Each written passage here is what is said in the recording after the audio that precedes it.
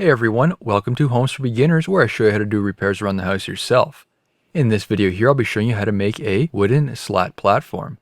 I made this for the enclosed trailer which is being used for storage. We are in a sandy environment and it can get messy fairly quick. So this gives us an area to walk on to clean off our shoes before going into the trailer. This design can be easily adopted to a variety of projects such as a larger walkway, smaller stepping platforms like patio stones, a bench, tabletop, privacy panels, etc. Dimensions and quantity of wood will vary depending on your project. I calculated the size of this platform to minimize the amount of waste. The total width is 71 inches and the depth is 22.5 inches.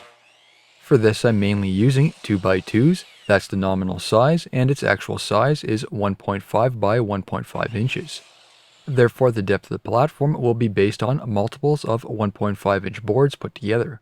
However, I do find there is some differences in the wood dimensions, so there may be some variations such as 1/8 of an inch, so some boards will need to be cut when it's partially put together. First was cutting the boards to length. I do find they're not always square from a lumber yard or have a rough cut, so this is all touched up on the miter saw. Next was measuring each of the inner pieces. If you want the exact platform I'm making, I'll provide the measurements along the way. These pieces were 68 inches in length, and there was a total of 6.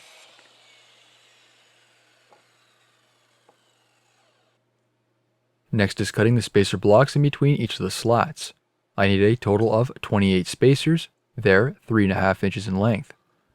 When cutting wood, it's always best to measure multiple times instead of making a mistake.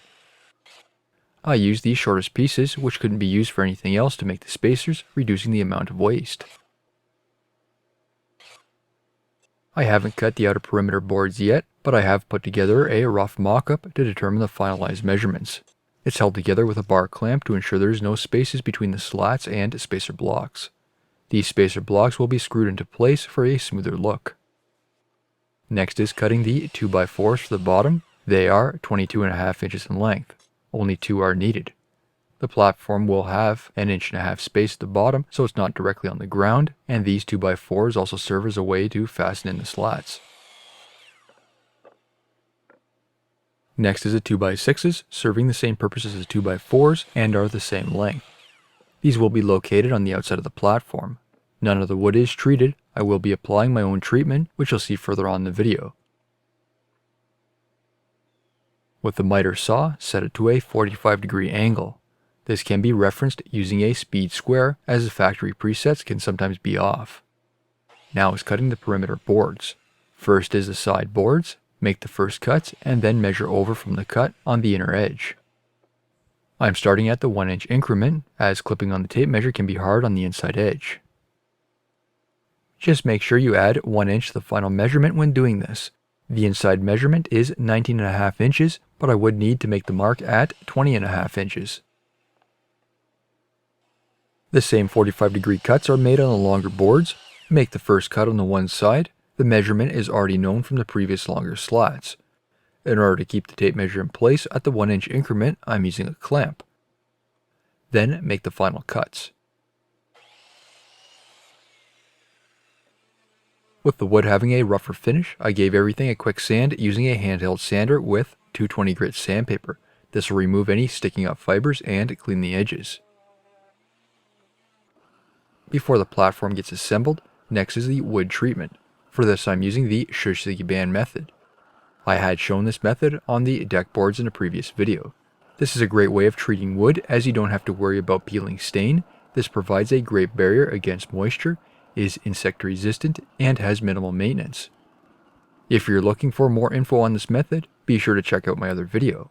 In this situation I didn't want to clean off the charring to see how well it holds up to foot traffic. Every face of each piece of wood is burned. I did have to make slight adjustments to the boards on the bottom, as it did appear to shrink after the burning process, which is why you're seeing freshly cut ends. After that was marking and drilling the screw holes. This will help the boards clamp down into place. Nails can be used, but I prefer screws instead as they're stronger and the boards can be removed easily for a replacement. To screw the slats down into the base boards, 2.5 inch screws are used. In order to screw the perimeter boards into the slats, 3 inch screws are used here. Only the slats have screws going down from the top and from the side. The spacer blocks only have one screw as they're purely for aesthetics. The screws on top are kept in line, but are also far enough in where they're not interfering with the 3-inch screws. And as you can see, I'm also using the clamp to keep everything tight and in place. On the opposite side, again doing the same process at another angle. First is marking and then drilling the screw holes for the base board and slats. Make sure it's flush with the bottom board and then screwed into place. Fasten in those slats using the 3-inch screws. Clamps are a great way of holding everything into place, ensuring nothing moves and there's no gaps in between each piece of wood. All those pilot holes were drilled on the upper boards and everything is screwed into place from the top side. Installing the inner boards, these are 2x4s. This will prevent any flex in the center, along with keeping the platform more rigid. The centerline measurement from the outside edge is 23 inches, which leaves the spacing very close to being even. All the spacer blocks were installed, drilled, and then everything was screwed down into place. After that, on the opposite side, depending on your application, you may need to make adjustments and even do a test run stepping on the platform to determine where you can minimize any flex.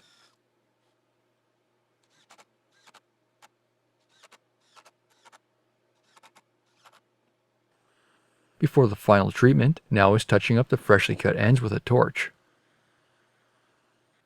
As for the final protective coating, just like in my other video, I am using equal parts mixture of linseed oil and turpentine.